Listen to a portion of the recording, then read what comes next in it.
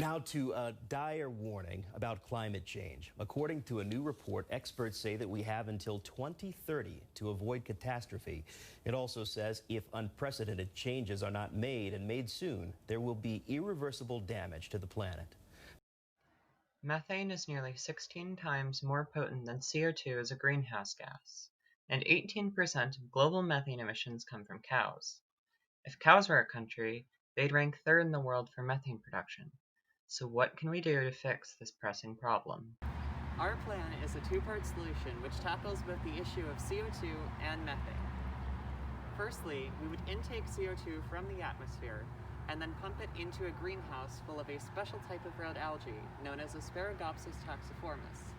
This algae has been shown to, when fed to cows, to reduce their methane output by up to 90%.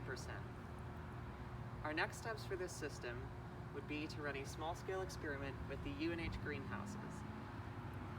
We would then test factors such as growth rate of the algae, as well as CO2 concentration.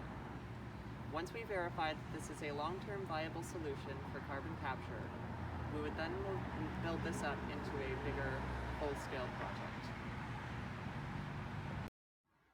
Our financial plan will be kickstarted using various funding methods such as government grants, startup competitions, and venture capitalists to research and build our first greenhouse.